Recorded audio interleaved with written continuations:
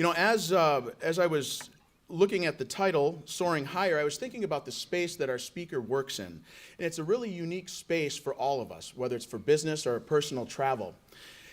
The industry that he works in allows us the opportunity to fly from an airport roughly 13 miles from here and be anywhere in the world within a day. Tory Richardson is the president and chief executive officer for the Gerald R. Ford International Airport. He's responsible for leading a team of approximately 110 employees that plan, organize, direct, and control all functions and activity of the Gerald R. Ford International Airport, the second busiest airport in Michigan. Tory joined the Gerald R. Ford International Airport Authority in September 2019, bringing with him more than 2 decades of aviation experience. He has served as the Executive Vice President and Chief Executive Officer of the Columbus Regional Airport Authority over the past 7 years. Prior to his time in Columbus, Tory served as Executive Director of Airports for the Fort Wayne-Allen County Airport Authority in Indiana for more than 8 years. He also had roles as Executive Director of Rapid City Regional Airport in Rapid City, South Dakota, and was an Airport Operations Officer at Dubuque Regional Airport in Iowa. Tory is the current chair of the American Association of Airport Executives. He has served on the AAAE Policy Review Committee and is past president of the Great Lakes chapter of the American Association of Airports. He's also held leadership positions with the Airports Council International, North America, and is also the past president of the Ohio Aviation Association. Tory earned a Bachelor's of Science degree in Aviation Management from the University of Dubuque. Ladies and gentlemen, please join me in welcoming Mr. Tory Richardson.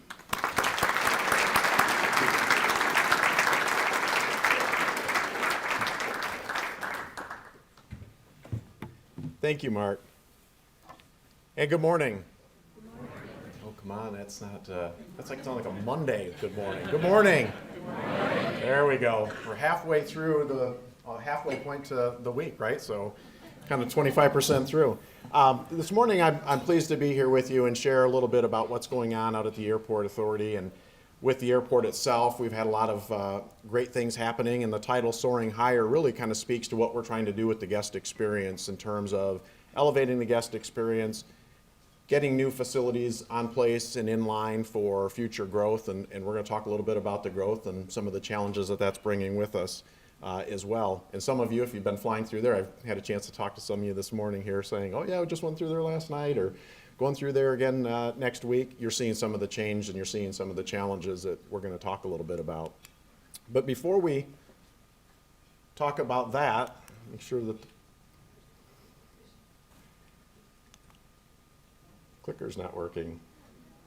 All right, let's talk about who we are. First of all, we're governed by a 7-member board that is made up of folks that represent various disciplines in terms of business acumen and experience. And each of these serve a 3-year term. They're appointed by the county commission. A couple of them actually are county commissioners. But again, the intent is to have a diverse representation with our board members. Dan Korndike is our board chair in the center in the top there, representing business and is a former county commissioner. On the left to him is Doug Small, who's the president and CEO of Experience Grand Rapids, bringing in the hospitality and the guest side of experiences to us. On the upper right is Birgit Close. She is the president and CEO of The Right Place. We work very close with Birgit and her team on economic development opportunities in our community and talking with the airlines about why service is important to West Michigan. Lower left, we have one of our commissioners, Roger Morgan. The one next to him is Commissioner Ted Vonk. So those two, again, small business, but also county government expertise, and again, current serving commissioners. And then we also have Floyd Wilson Jr. on the lower right, bringing in some of the marketing, the human resources, administration components to our board, and he actually serves as our vice chair. As Mark mentioned, we have 110 employees out there, so for the students in the audience, we do lots of things that you can imagine any city would be doing. So if you are interested in law enforcement, firefighting, IT, HR, administration, operations, maintenance, you name it, we are probably doing it. If you can think of the function, there's probably an element of that in aviation somewhere. So opportunities. In terms of what we do, so at the heart of what we do is generating economic wealth for our region, right? We want to make sure that our region is healthy and vibrant. We are a reflection of our community, and so the board's emphasis to us is how can we generate more economic development, more economic wealth for the region, and we do that really by working with the airlines. So if you look at the slide up here, $3.2 billion annually that we contribute to West Michigan. These numbers are about 5 years old, so we're actually working to update those, but also supporting over 40,000 jobs in our community. The way we do this is really, the circle on the right there is we work with the airlines, we bring in good air service that is reasonable for the business, for the leisure traveler. That in turns bring more business to West Michigan. As more businesses relocate in West Michigan or expand in West Michigan, that drives more air service, and then that cycle continues, right? Continuous improvement or spiraling up. Unfortunately, the flip side is also true for some communities. As they lose business, they lose air service. As they lose air service, they lose more business. And not the type of model that we like to be in. We like to be in this growth model, but as I mentioned, it also has its challenges.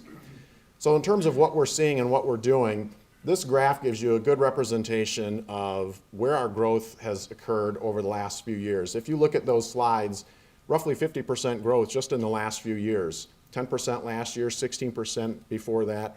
And keep in mind, in a facility that is still fairly old and really outliving its useful life in terms of its capacity.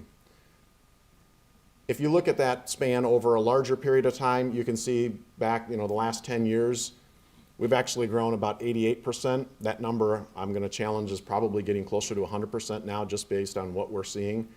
But we are the second largest airport in Michigan, but we are by far the fastest growing airport. So you can see on the slide there, Grand Rapids up at the top.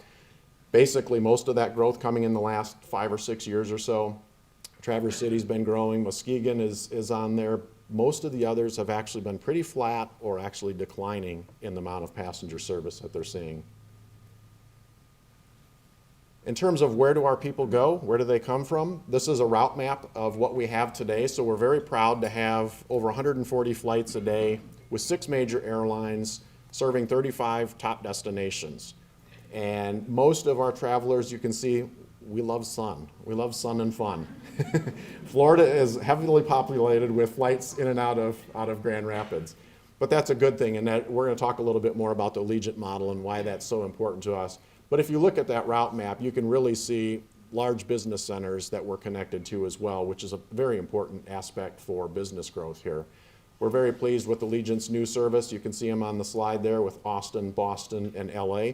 Going to be a unique model with Allegiant serving primarily what had been business markets with a leisure product. So we'll see how that goes, and we'll talk about that in a minute too.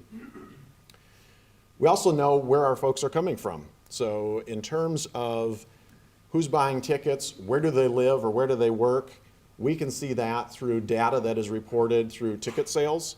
The only exception to this is Allegiant does not participate in that distribution system. So this map represents a catchment area of the other traditional carriers with exception to Allegiant. But you can see, and this slide doesn't show up the best on a screen here, it's better on a video display. But the green is the highest concentration. Actually, those green areas are up, further north, all the way over to Lansing, Kalamazoo, further south, and actually pulling from some places in Indiana as well. So a very large catchment area for the traditional airline service that we have. If we were to be able to get the data from Allegiant and put that on there, you would see that we're actually drawing from a much larger catchment area, folks driving 2, 3, 4 hours even to catch flights in and out of our facility. Allegiant is important to us, and again, they have been a real spur to our growth. And the investment that they have made in this market is instrumental for us. You can see $43 million airline investment, 66 high-paying, good-paying jobs with pilots, flight crew, mechanics, folks that work on the airplanes, operations folks that help turn the flights, but really making sure that we are a good platform for Allegiant to be successful to continue to serve our market. And with their continued service, I'm going to advance that, there we go.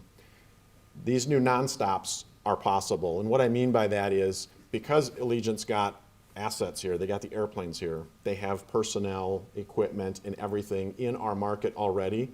it makes it very easy for them to look at new markets and say, let's try this in Grand Rapids. Let's see how the Grand Rapids market responds to some of these new flights. If that base was not here, we probably would not see those flights, or it would take a long time to demonstrate to the airlines that there's an opportunity to serve these markets. And so we're very pleased to have the base here that makes it that much easier to get new service. In terms of where do our people like to go, where are the people coming from?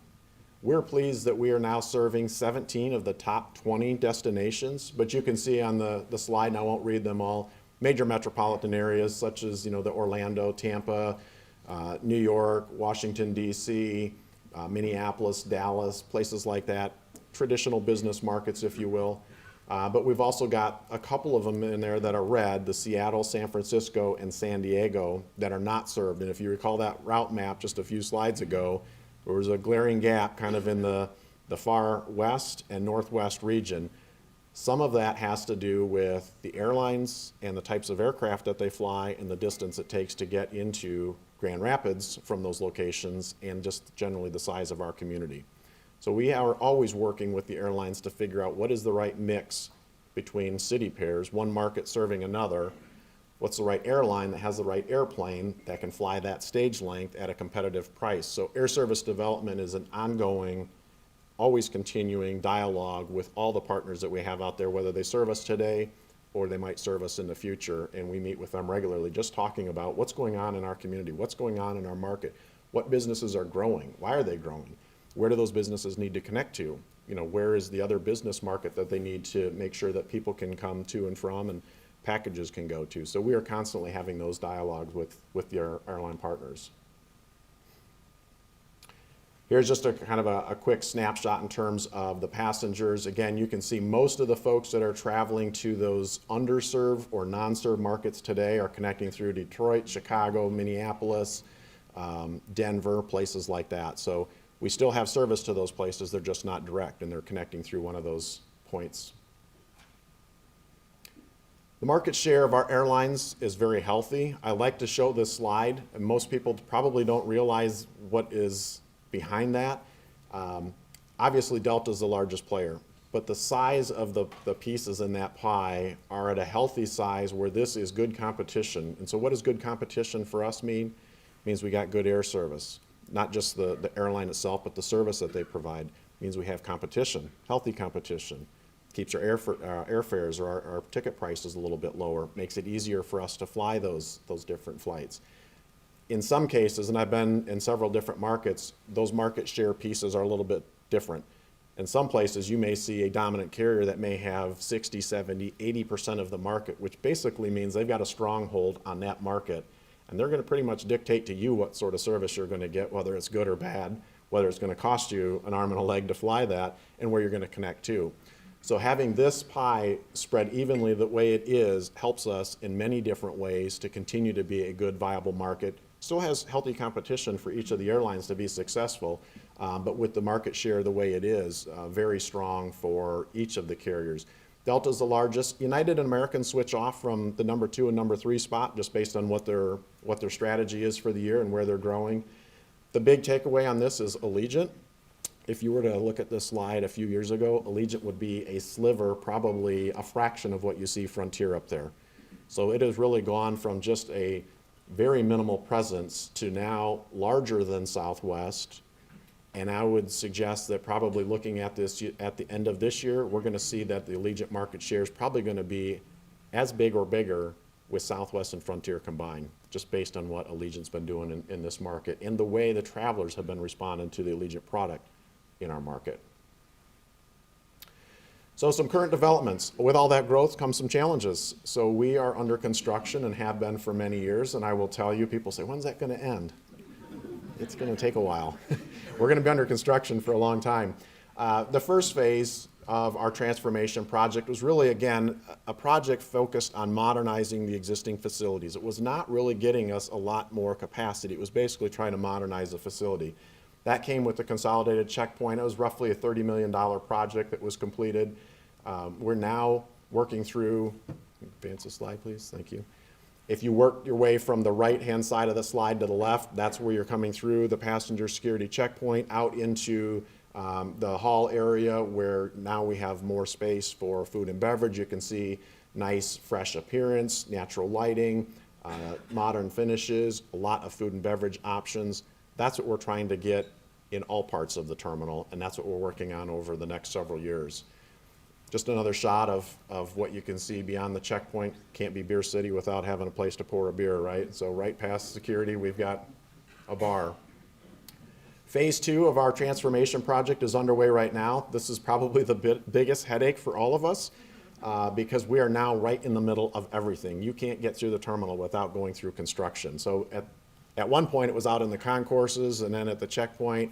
Now it's right in your face as soon as you come in the doors, and in some cases it's the actual doors, the vestibules that are under construction. So right now we're in the baggage claim and the terminal area. We've got a couple of slides here of just kind of some renderings what this looks like. Again, modern finishes, more lighting, sleeker designs, better functioning equipment for the airlines. This is actually a snapshot when they're doing the terrazzo flooring, so you can actually see final finishes and what that's looking like.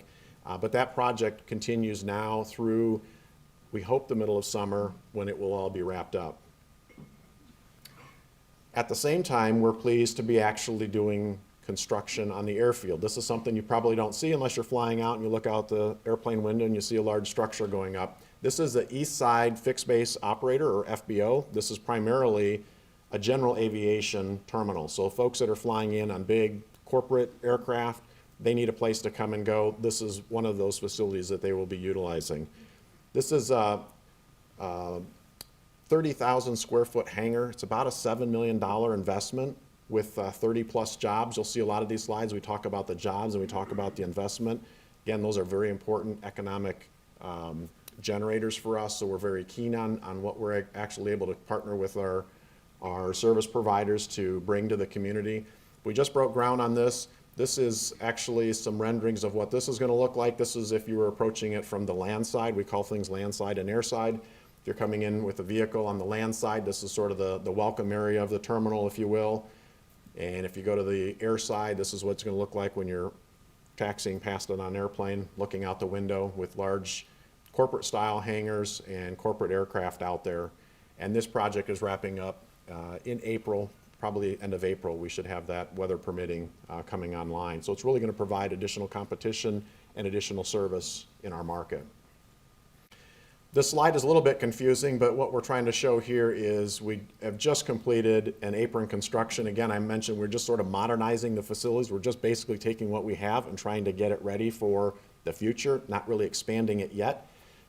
This was 7 phases of project over the last couple years, because as we are tearing stuff out, rebuilding it and putting it back in place, we also have to operate on it.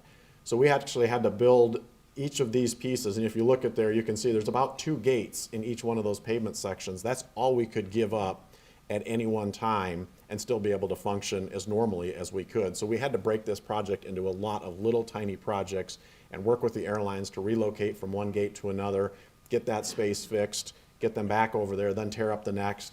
Takes a lot of extra time, a lot of extra money to do a project like that, but we have to do that because we're basically at capacity and had to continue at full capacity with the services that we're providing. Again, 60 jobs, $30 million project. Some of the future development out on the airfield is now getting into what are we doing for the growth? So now we're talking about expansion. We need to build additional apron area, the area that's outside the terminal and the concourses for planes to park, to be fueled, de-iced, put bags on and offloaded, passengers on and off, et cetera. In order to facilitate additional growth, we need that additional apron area. So this year, actually we started last year, had to break due to the weather, and we'll finish this again once the weather clears up for us for the spring. But a $17 million project that's going to bring in another 60 jobs and expand the apron area so that we have more capacity to park airplanes. We'll talk about what that looks like here in just a second when we get to the Concourse A expansion, but really sort of the focus for us is Project Elevate. There are actually several individual projects within that program. The air traffic control tower, I was talking to some of you before we got started, that is one of the pieces of the puzzle. The federal inspection station is another. And then, of course, the Concourse A, and we're also going to talk about a little bit of the parking. It's around $400 million of investment over the next several years for us. So our board is very focused on, again, getting the facilities ready for future growth. One of our challenges right now is the air traffic control tower. Many of you probably are familiar with it. Many of you in the audience probably wrote letters of support. We continue to work with the FAA to get them to understand the need for us to relocate the tower from its current position. Where it's at and how high it is actually a restriction for business right now. We can't grow, not necessarily grow the footprint of the facility, but we can't develop what we already own and operate. And this slide gives you a little bit of an indication based on where the tower is, kind of in the center of that red triangle there. Looking out over the airfield, the controllers have to be able to see all those movement areas, the taxiways and runways. Because of that, you can kind of throw a blanket over that whole area, and based on its height, we're limiting development in any of those areas right now because it would be an obstruction for the controllers to actually see and control those surfaces. Not the best way to have an airport when you've got so much opportunity in terms of land, but you can't do anything because of a line of sight issue, which is a very expensive problem to solve. We know today that we're already challenged with parking. So if you are out there, some of you know our parking structure is a kind of a tiered structure.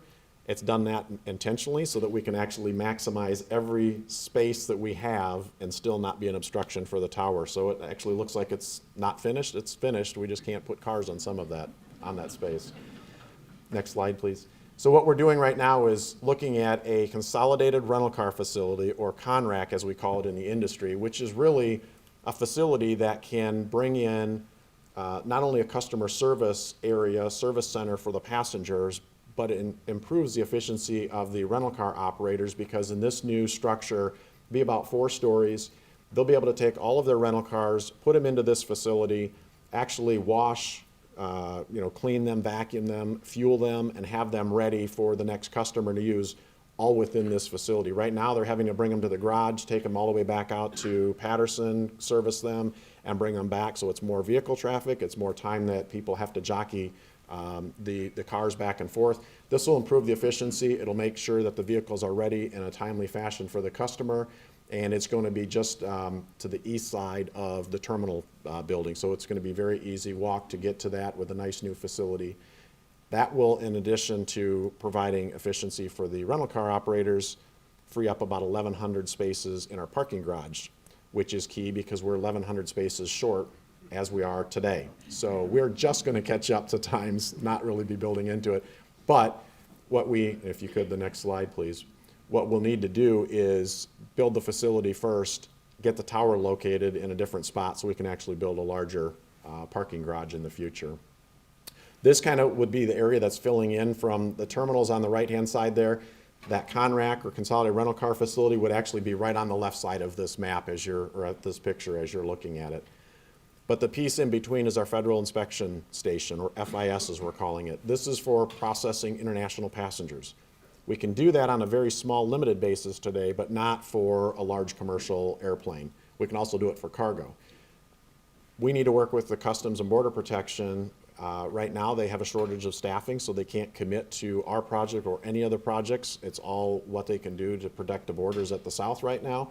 So all of those officers are there, but as soon as we get that in line with the government, we hope to be working with them to actually get committed on funding and staffing of a new federal inspection station so that we can process international traffic. Most likely traffic coming in and out of Mexico and points to the south where we see a lot of sun and fun and our passengers like to go. The real key thing that we're looking at right now, and is going to be a game changer for us and a significant project though, is Concourse A.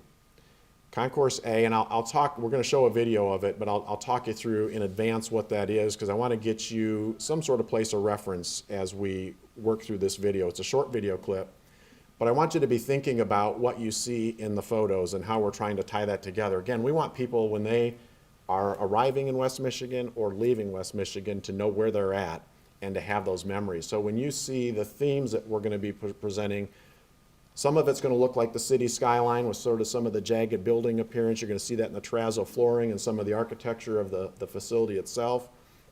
As you move away from sort of city center, you're going to start to see, if you're thinking leaving Grand Rapids and heading towards the lakeshore, you're going to get out into the agricultural area. So you're going to see some greens and some browns representing the trees and fields. Then when you get closer to the lake, you're going to see the browns of the sand dunes and the blue of the lake. That is going to be themed throughout the terminal, again, so that we can hopefully present to our guests what that feel is about where they're at in that sense of place. Go ahead and roll the video, please.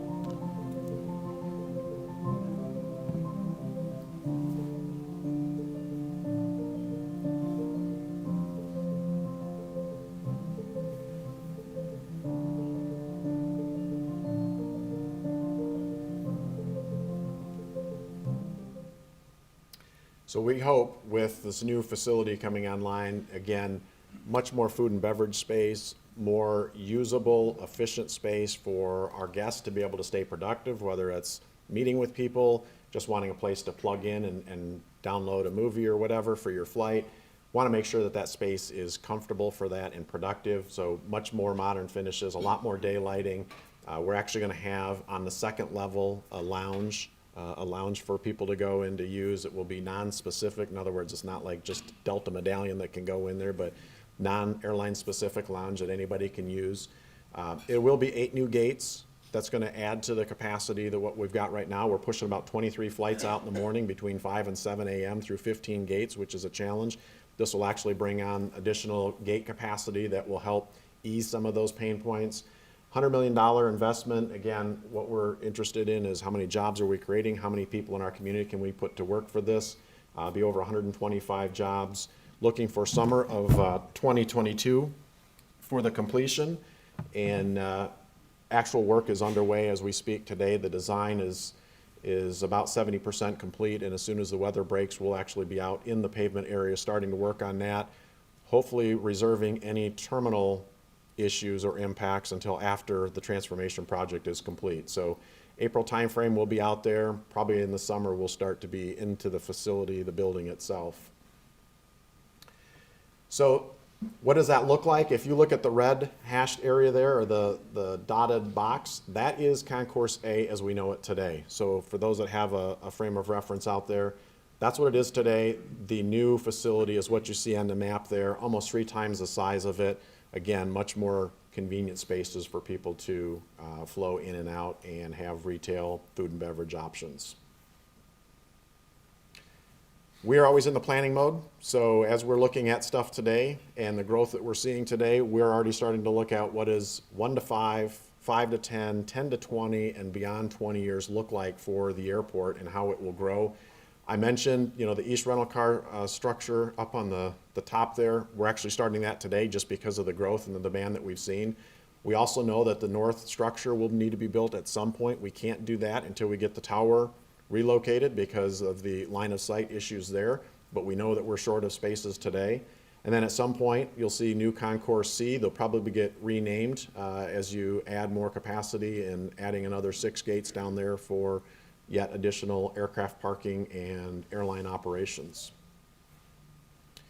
And then ultimately, we pride ourselves again on what can we do to put folks in our community to work. So we're looking at about 900 acres of land that could be developed. It's got to be done so that it's compatible with airport operations, but you could see some, light commercial, industrial, that kind of type of stuff happening there. Also some chance for retail, gas station, convenience store, probably a new cell phone lot, maybe some hotel development, things like that that we're looking at and working with the FAA and partners on what is a suitable use for those spots of land that's available. and where we can add additional services for our guests. So lots of great things. Again, our focus is what can we do to help generate more economic wealth for our region, putting our folks to work, putting uses of land like this into productive use for the benefit of the community. So I think that's the last slide. I'm happy to take questions. I know we're getting close on time, but happy to take questions if there are any. Does Hyperloop fit into our competitive nature at some point in the future? Hyperloop, and I was familiar with it in Columbus because we were working with it and we're partnering with our MPO on it.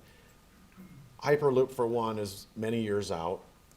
It's got a lot of challenges with it with respect to how do you get to and from the locations and grade separations and right-of-ways and things like that. Could it? Maybe.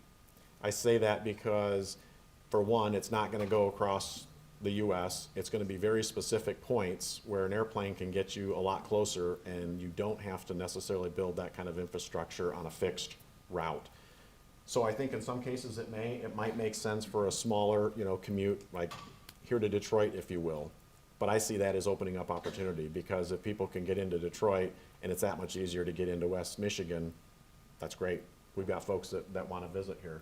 So I don't see it so much as a competitive disadvantage. I think it's got its challenges. I think there's opportunities with it as well. Whether that comes to fruition, I guess we're all waiting to see. Good question, though. The question is, how are the investments being financed? And that is actually something that varies by project. So because we are so heavily regulated with the federal government, there are certain strings of money that we have access to, and there are certain parameters in where we can use that money. So for instance, the parking garage we pay for with bonds that are backed by the revenue that comes from the parking garage operation. So parking is actually our #1 revenue source. The terminal facility is partially funded by passenger facility charge. So each passenger that flies in and out of an airport has a $4.50 or a $3 fee that they pay for aviation infrastructure. It's got to go through a federal review process. We work with the airlines to demonstrate what the project is, what the benefits are, how we're going to finance it. Then we can actually use the PFC to pay for some of it. And again, we also bond for terminal projects and other projects that are eligible for PFC use. But that's not a lot of the projects that we have. So, we can do a little bit in the terminal, but mostly the PFC is going to pay for projects that are out on the airfield, the ramp, the runways, the taxiways. Another source of revenue is, for instance, when we talk about the CONRAC, the Consolidated Rental Car Facility, there is a customer facility charge that we charge for transaction days. That money is money paid to the airport through the rental cars that goes into a fund, much like the PFCs with the airlines. We work with the rental cars to say, what space do you need? How big does it need to be? What services need to be available in there? And we jointly work with them to design and develop a facility that we can bring online that makes sense for our customer as well as for the operator. And so that's another, or CFC, revenue source.